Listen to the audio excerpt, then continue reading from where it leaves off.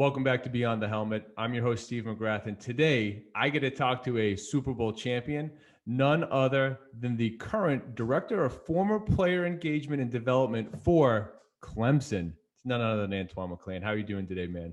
Doing good, man. Thanks for having me today. Appreciate you taking the time. Before we jump into what you're going to be doing, what you are doing for the team, we are a couple of days before the 4th of July. What's going on at Clemson right now? What's the football program doing? What's the feel around campus? Well, right now it's kind of like the slow period, summertime. So most of the students are gone. This is the time where the scholar athletes have a chance to, build their strength, get acclimated with the program. Some of the summer enrollees have moved into campus a couple of weeks ago. So everybody's just in the phase of, we just got out of phase one of workouts now. I think they're going into phase two after the 4th of July. So, and then too, it's just kind of, campus kind of dead because it's summertime, but I know a lot of the staff is in and out for vacation. So now is the time to, get your miscellaneous work done and, being in and out of the office. So it's pretty slow right now, and there's a lot of construction going on right now too as well in the building. So no one's hitting the panic button now that this guy that used to play quarterback, I think he wore 16, blonde hair, he's not in the building now. No one's panicking that Trevor's gone or Travis is gone. No, because I think we do a good job of reloading. We have a great guy, DJ, up and coming next year, who's a 5-star recruit, one of the top quarterbacks in the nation coming out of high school. So I think we'll be fine. I noticed you didn't try to pronounce his last name. Was there a reason there? Yeah, because I'm just kidding. I wouldn't touch it either. I know how people butcher my first name, so I don't want to butcher it. Did I butcher yours? No. I'm just saying in general. I'm just saying I don't want to. Hey man, I saw that podcast and you messed up my name. So once I get more, get to know him a little more and like slowly pronounce it, then I do my best. And in your defense, you're only on like what, month 1, month 2? It's really been this is like the second. Yeah, so going into the second month. Yeah. So I mean, I gotta ask, your journey to get to this spot. From an outsider's perspective, you're going back to where you played college football. You're now going to be part of the program. This has to, on some level, feel like a dream job, considering other jobs that you've had since being a pro athlete. I mean, how did this come about? Well, for one, Swinney has 22 former players on his staff now, and I know, along with that, we know his philosophy. We know what he wants to get done. We've been through it, so we understand Coach Swinney as a whole. But for me, my brother Travis Blanks was in this role. He kind of created this role as far as former players and development, and he went on to got a great job at wage management. So my name was up, came up in the bottom because I've been doing former player stuff in NFL league office for like a year and a half. When you think about student athlete development in that lane too as well. So, I mean, it's one of those things to where, when Coach Swinney gives you a call and you answer, he wants to, give you a job. And also too, just the work I've been doing over the past couple of years, I feel like have prepared me for this position. I mean, I love development and I love helping and creating opportunities for former players. Because I am too a former player versus NFL and Clemson as well. So. Now, of course, Coach Swinney knows a thing or two about recruiting. So when you pick up that call, do you even have a chance to say no, or is it over the second you pick up? Oh, there's no question. There's no question. It's kind of like, Swinney was always telling me that he wanted to get me back. He saw it like he's been seeing my work over the last couple of years. And for one, I was a part of his last recruiting class. And so Swinney recruited me. So me and Coach Swinney have a good rapport and a great relationship. So, I always look at the guys that he look at as his as his sons or whatnot. But we have a great relationship. He still have a great relationship with my parents. My mother. I know for sure. He always brings her name up. So it's just one of those things. It was like an opportunity that was granted to me, and I couldn't say no. But it's a great opportunity to help continue to build our alumni, and add some great things that's coming down the pike as well. So can you give us a little sneak peek at what you think's to come here? Like, what is your vision for this role and what you can do? That there's just so many, Yeah. Clemson's alumni group is just the guys each year that come out. It's just a tremendous, ever growing community of guys. Well, I know for right now, just want to make sure I got all of it was the first communication wise and all the data on all Swinney's era guys. Just make sure I got that, all that, cleared and in the I guess the database, or just for one, just making sure that I have those guys under wraps or whatnot as well, and two, and then continue to build relationships with current guys now, because they're going to be former players.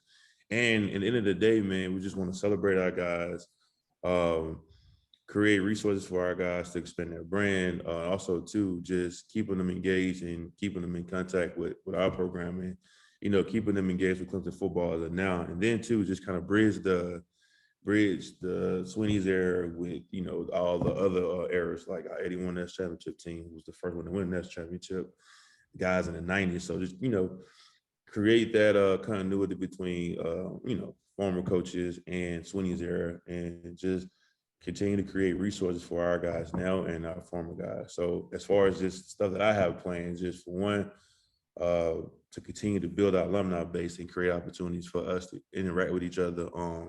Just being there for our guys, whether our guys have a golf tournament or a charity event. I want to, be a representation of Clemson there. And also, too, just anything that they might have an idea about, or anything I could help, create opportunities in that aspect. That's my goal. And also, too, um, it was another. It's just a lot. It's so many things that I want to do, but I think right now it's just year one.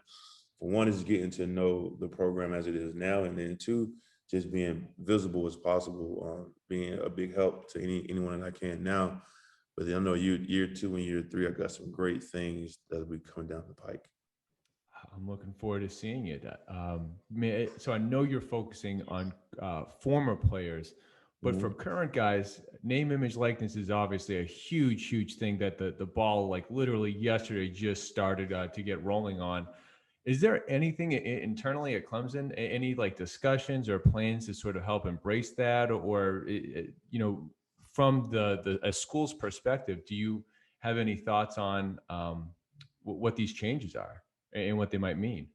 Well, I know Swinney, I mean not Swinney, but just the school in general has been preparing for this avenue for a long time. So I think the biggest thing is what Clemson and Coach Swinney and coaches trying to do is, and football is trying to do, is just educate those guys on the opportunities and then doing it the right way. And I know that they're going to dedicate something towards the name, image, and likeness. Like we have something for our weight, for our strength and conditioning. We have, I know the Swinney's word is always best as a standard. So we try to do the best in everything we do, whether that's former player engagement, whether that's branding, whether that's nutrition. So yeah, I know for a fact we're going to be ready. We are ready for that. And then I think, just meeting with guys and just learning about what they want to do. And just too, is just how popular social media is nowadays, and just trying to combine those two, and just for the most part, just educate them in the right way. For sure.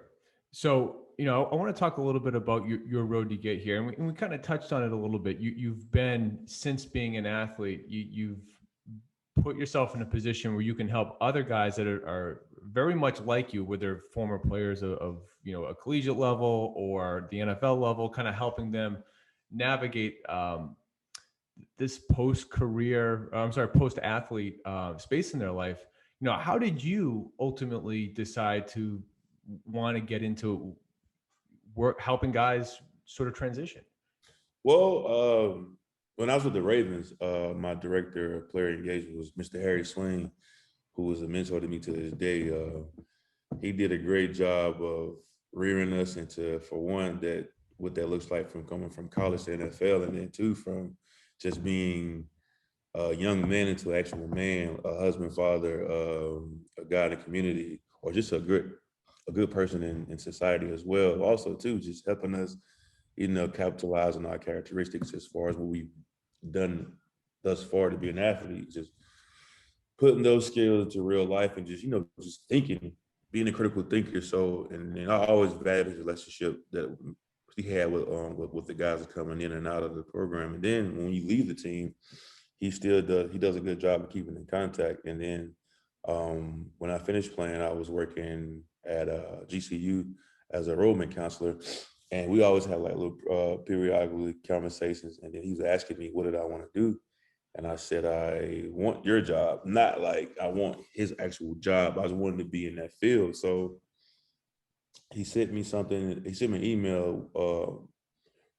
It's like it's called the former player development program. So Legends development program. So what this does is you'll be in the league office for 6 months, and you get to learn the ins and out of NFL office. And the department that I was in that I lobbied for was player engagement, because I always loved the aspect of off season.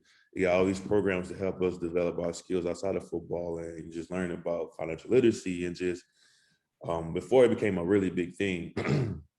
So I was always enjoy helping people and helping them, because I was one of those guys that when I finished playing ball, it was all right. So what do I do? Didn't really have a set plan, because some of us NFL ends before we wanted to, or it never like goes the way we picture and envision it to do. So you think about all these years of playing sports, you miss out on just the regular interactions and the soft and hard skills that you learn, and the opportunity that you might have to develop those skills, because we always training year round, we're gone year round. Like guys that play 3 or 4 sports in AAU ball, we just miss out on the overall aspect of just hard and soft skills, and just social and being sociable, because they always want to keep us in this bubble. So when we're done, it's like, all right, well, when we're done, you're done. So it's like, I figure it out. And then you think about, wow, it's like you're back to square one.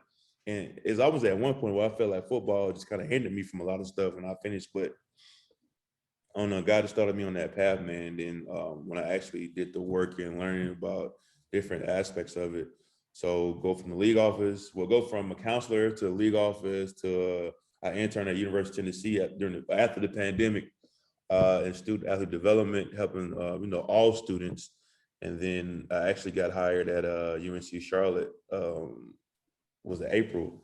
Started in April, and and Coach Swinney gave me a call. So here I am. But I just never want anybody to feel like how I felt when I finished playing. And so many guys that go through this ego shift, and just it's a lot, man. It's really a lot. And then too, it's like nobody's doing you any favors, because you're an athlete, you should have all this money, or it's just in general too. It's just the overall aspect of how people look at athletes, especially in the corporate space and in the business space. They feel like, he's going to be arrogant and big-headed and whatnot. And then two, it's just like we're back at square one. So it's more like, well, you know all the answers. It's kind of like that kid who never played sports and how they looked at athletes. Some people do look at us in that way, but for me, I've always prided myself on doing the work and knowing what I have to do and getting it done, and having the self-discipline to get it done. Even if I don't know the answers, I ask the questions. So long story short, man, it's a lot of hard work, and it's just a lot of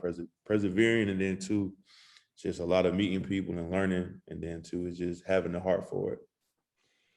Man, yeah, there's a lot there. But certainly the best part of being an athlete is, I would imagine, that skill set of that regimen that you're used to putting yourself through, of what it takes to succeed, whether it's the film, getting your technique right, it's in the weight room, like it's all these things. You clearly, as a pro athlete, you have the work ethic. It's just a matter of taking that and finding a way to apply that to something other than a sport. So that's why I think that if you can be a pro athlete, you can basically do anything as long as you put your mind to it. As long as you learn the biggest thing about that, I know a lot of corporations and companies love to hire athletes, because we have, like you said, we have those tangibles already. And it's just helping guys now understand that you can take these skills, whether you play football after college or in the business world or in life in general.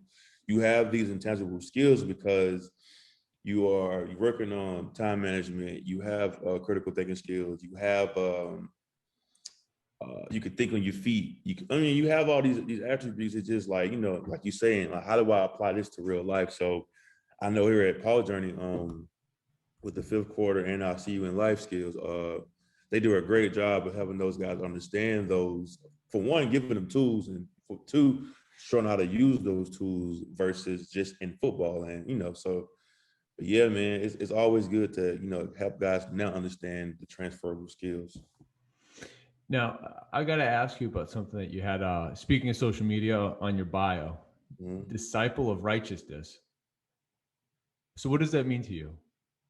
Well, I know, like, okay, so this the whole reality of spirituality and religion. So for me, man, it's always been like, I mean, everybody have who they subscribe to as far as their God, God and Lord and Savior, or whoever that may be to anybody. But at the end of the day, whoever you pray to, or whoever you look to as God, it boils down to, are you a good person?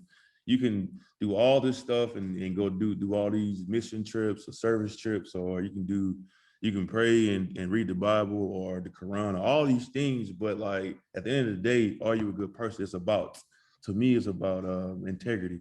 So no matter who you pray to, whatever you do, it's just, are you being a good person? So when you think about a follower of God or Christ or whoever, it's more or less, for me, it's righteousness. So I always try my best to think in the right mindset and do the right thing all the time. Do we do it most of the time? No. Do we do it right all the time? No, we don't. But the pursuit of being right and righteousness is, to me, it's like a disciple of that. So I try my best to do my best every day, help people, just eat right, take care of my body, watch what I say most of the time, and for the most part, just being a good person. So I just kind of got out of the whole thing of just how people just focus on one thing. Is more or less just focus on being a good person, and I think it'll take care of the rest. So when I I actually heard a preacher say that, I think it was Miles Monroe, but he was just talking about just righteousness and whatnot. So I try to follow that every day, whether that's, positive self-talk, talking positive to other people, or just being a good person, man. Like, so, and we all gonna fall short of God's glory every day, but at the same time, are we marching in the right direction is all that matters. And we have a good intentions and a good heart. So to me, that's what a disciple of righteousness means to me. So I knew whatever you were going to say to my question, it was going to make perfect sense in what you're doing now in right. Trying to help other people. Like, I mean, there's no way you put that and have that not align with what your job is. And I don't just mean it as a job. Obviously, this is a new career path for you that is literally only just beginning. But I mean, it just, the two just pair perfectly. Right. Definitely. So yeah, man, I think once we get out of this whole thing of trying to be perfect, man, and just try our best to do the right thing, I think we'll do a lot better, and give ourselves some grace, man. So, because it's a journey. You're never going to be perfect at everything, but I think it's always good to find those things that you're really good at, and then the things that you do good at, try to do that every day to your best of your ability. I know Swinney always says, he has it everywhere on the walls and stuff, doing the common things in an uncommon way. So that's just like the discipline part of it. It's like, yeah, I hate doing paperwork, but I have to do it as part of my job. Yeah, I hate doing X, Y, and Z, but I know in order to be great at my position on my job or what I'm trying to do, I have to do it. And I think the biggest thing that boils down to it is self-discipline. 100%. Now, I have no doubt that you are absolutely looking forward to this football season. But is there any part of you that had to like overcome like a PTSD of like the last day of August, first couple days of September? I already know. Yes, I still do it now. Like even in this position, it's more or less like it's not like a quantifiable number on stuff. But for me, man, it's like, am I doing a good job? Like even too, you think about in the NFL, you can do a great job. You can do everything the coach asks you to do and some. You can go out there and ball out on film. At the end of the day, they still might cut you, bro. It's like Jesus. So it's like I've done all I can. And it's like I'm still getting cut. So at the same time, it's like football in corporate America is one and the same, but it's not like, let's just say if you're late or you have like a bad presentation, you're not going to get fired, man. You're not going to get fired like tomorrow. So I think a lot of us have that, not even just in corporate, just in anything. You feel like, it's like you have to be doing something right because, in football, it's like what have you done for me lately? So yeah, I think we all struggle with that PTSD. So, but it's always good to hear like positive reinforcement from people that, oh, you're doing it. You're like, really? You thought that was good? But you're thinking like, wow, everybody is not like, for me, competition for me is myself. It's not like coaches be like, oh, look, he's bitching. He's like coach, he's been here more than I have. So, and then too, we have different body types. So it's more or less like saying like you competing with everybody. So I was competing with myself. So when you say PTSD, yeah, because I feel like some of us do try to compete and still, but for me, it's always competing with myself. So what helps me with that is I'll always do my best to seek wise counsel and then to work on myself every day, not like what the person is doing beside me, because that'll get you distracted. Definitely. And I want to talk about the Super Bowl, what that means, what you learned from that. But just in general, when you think about your football journey as just an athlete, for a little more flesh on this, when I say the PTSD, you a couple of times had been released at the very end of training camp, right before the season Every starts. time. So when you think of your NFL experience, having to go through that gauntlet, like literally every single year that you were playing, what taste in your mouth are you left with about how that whole thing went? Do you have any like are you good with it? Or is there part of you that still thinks about it or dwells on certain aspects, or are you happy to sort of just move on to the next thing and you live and you learn? So to answer that, I mean, yeah and nay, because everybody's chasing that big payday. Just be honest though, like everybody say, oh, we want guys who would play for free. Like, coach, you won't even coach for free. So let's stop talking about that. You know, we come from these poverty-stricken areas, you come from these areas where like you had the bare minimum, or you thought you had the bare minimum. Everybody's chasing the fame aspect of it, the fame and fortune. But it's some of us that love football. You have to love football to actually do that. So we love football. We're not here for no reason. But yeah, the roadmap that I had for my career, it didn't happen that way. And it's always like I was never doing. I'm like, I did everything I could. It's like I was never, oh, you're our guy. And then you draft two guards. Oh, like, oh, you're our guy, but you study like playing mind games. So, but I understand that it's a business too. So when I finished playing, yeah, I was kind of distraught, like dang. But I knew my last game it was an arena ball, and I was like, and I'm no shade to arena ball, but it's like, wait, you're not gonna, I'm not starting. Like, why am I not like? So wait, oh, okay, you guys are playing favorites. So when I realized that, I was like, okay, so I knew my last game. I wasn't like I was like, look, I like this bullet, man. I'm gonna have to just figure it out after here. So I remember my last game, I threw the jersey in my locker. I was like, I'm done, and I was done, and I was done with it then. But to answer your question, I mean, I sit well with it now because I knew it was always potential thing. But I mean, I knew that I played a lot of people. I could have played and started and did my thing, but it probably just wasn't my timing. So, but I look at it now, man, like everything in life, even from my childhood, it's preparing me for the next thing. It's like even at GCU as being a counselor, there was a lot of like desk and paperwork, office stuff, and learning the system. So I learned that system as far as how to plug in information in the computer. And then my next job, I didn't have to get what's the word, acclimated to, because I already knew what I was doing.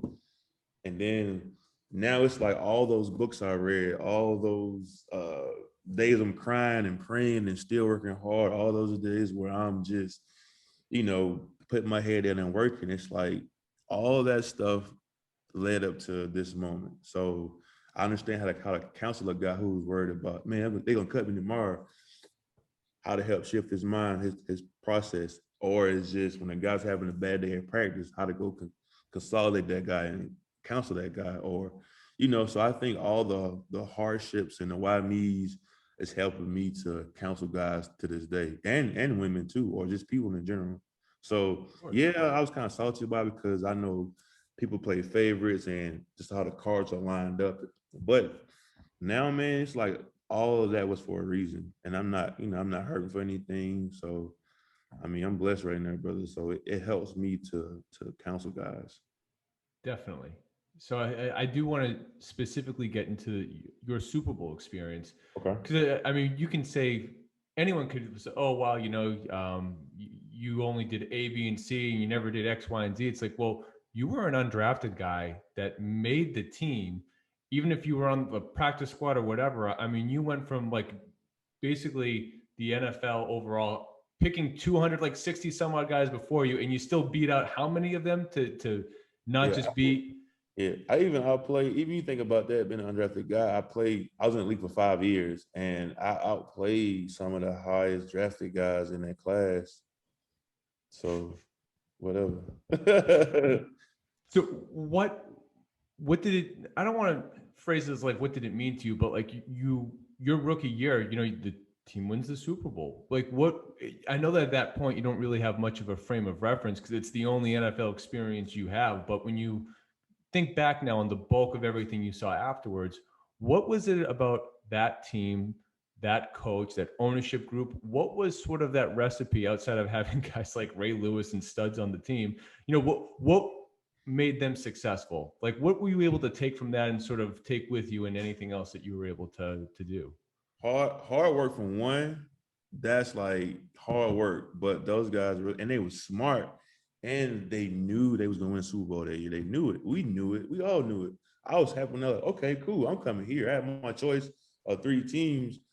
So they called me in the 7th round, but I was like, I'm going. So I knew I watched the Ravens 3 years get to that last game and lose the championship game. So I knew like, all right, this is gonna be the year. And we all felt that. Like we all felt that. But I learned so much about how to be like a man and how to like work hard and from the best, learning how to think and learning like Juan Castillo came along at the end of the season. He helped slow the game. Oh my, he slowed the game of football down like Jesus Christ. Like I was from that time he came aboard, my game did not but elevate. It helped me elevate throughout my career.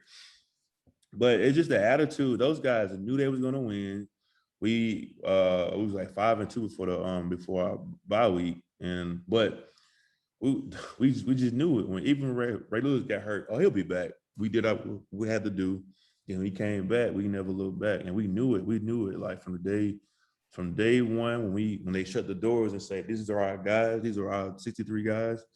We knew we went Super Bowl that year, and it's just the attitude. And it was fun, man. Nobody was like big headed, but to some of my rookie year, winning Super Bowl, practice was hard. It was fun, but it was hard, and we learned a lot. But it was very family oriented. But I learned a lot about myself, how to work and how to be a man, how to think, how to move, and just a lot, man. It was like so. I learned from the best my first year, so it helped me throughout my career. So Super Bowl, not just Super Bowl, just that whole year, man, was just like a huge learning curve. And I felt like I went from this 21-year-old kid coming from Clemson to when I left there in 13, 14, I felt like, okay, I can do this. So I felt like a big confidence because you have the best guys in the league teaching every day. So that year, man, Super Bowl was just icing on the cake. But that year we knew it. So it wasn't a surprise we did win. We didn't win because even too when we won, we had a good time. We got on the plane, go back. Like everybody was sleep on the plane. And then it didn't hit us until like I'm at home after the parade, and I'm like, yo, we won a Super Bowl. So if I could sum it up, that's how I would sum it. So how does that, as we get towards wrapping it up here, how does that compare to Clemson in what Coach Swinney does for the program? Is it just instituting that culture of like we're going into every game knowing that we're going to it. win? Yeah. Like what other, if you can kind of compare or contrast that a little bit, what are the how does Clemson and just the general principles behind the success compare to what you saw in the NFL? Well, for one, my coach, offensive line coach Brad Scott, he taught us like as far as technique wise and just everything had to be perfect. So when I know some teams don't really just harp on technique, get the job done. So NFL is kind of like that with some teams, with some coaches, but I was kind of like a technician or how you would want to say that. That's kind of one of my things. So that helped me grow further to the NFL because I understood like, being technique wise. So I know some coaches they don't really harp on it, but some of them don't. So that leaving Clemson and going there, that helped me bond with those guys and make that team. But I would say I think nowadays, because I mean they won two of the championships since we left. I think when they go into like, I know for a fact, like they expect to beat everyone by this amount of points. But versus when we was playing, every day was like game day. Every day was like we got to win this game, and we are going to beat this team.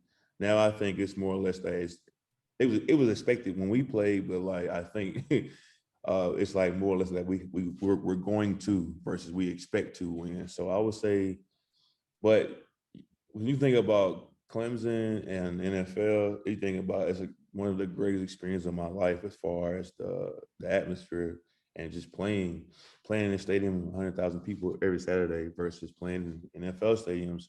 You might have 50, you might have 70,000, but nothing compares to that college atmosphere, like at all. So I mean, for me, the most exciting times of my life was at Clemson, whether that's football or just life in general. So I just think about the comparison. It was still hard work every day. We still like put our, so I think that helped me prepare me for the NFL too, because we work hard every day and we expected to do our best and we expected to win every time. So, I mean, I feel like when you compare those two experiences, I feel like Clemson prepared me to be the best I could be in the NFL. Well, man, it sounds like you are right where you belong. Thank you, man. Thank you. All right, so we're going to wrap this up on this little thing called the Gauntlet. I just got a couple quick hitter questions for you, man. Starting with what's more important in football? Is it having the number one offense or number one defense? Wow. I would say defense, because I look at the year the Buccaneers won Super Bowl. Who was they quarterback? Was it Trent Dilfer was their quarterback? Brad Johnson? Brad. Well, anyways, they had a very vanilla offense, but the defense did a great job of carrying that team that year. So Warren Sapp would always tell the offense, we just need y'all to hold them. We just need 17 and we win the game. So so I would definitely say a defense. And I'm sorry, I'm offensive lineman, but it's just for me, from just learning, from playing. Got it. I'm not going to disagree. So knee-jerk favorite football memory? Favorite football memory? Okay, I know. So my senior year, we was on a roll that year. We was like beating teams left and right, and we was like 9-0. We ended up falling short to Georgia Tech. But this was the year that we won our first ACC championship in like 20 years. So I would say my class kind of like started that train of what's going on now. But so I remember we kicked the field goal to beat Wake Forest to go to the championship game. One of my good friends, my buddy Brandon Thomas, I had my helmet off. He ran up to me and like jumped up. We both jumped up, and he bust my lip, man. But we were so excited, I didn't realize until like I get to the sideline. My mom was like, "Your lip is bleeding." I was like, "For real?" It was like real bloody. So I had this photo of me like a real like bloody look with like blood in my mouth. So, but no, just that like it was like he kicked the field goal and we all like, yes. So that probably was one of my favorite like football moments, man. That's awesome. So was there a pregame ritual that you had to do? Yeah. In college, Coach Abernathy was our strength coach.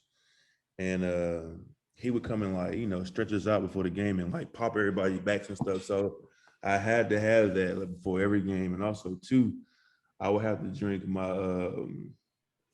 not a pre-workout, but it's more like it's like a more of a extensive Gatorade hydration. So I felt like I had to have that before every game or for every practice or whatnot. But yeah, those two things, man, some good music. All right. Well, what's more important? Is it the players or is it the scheme? Damn.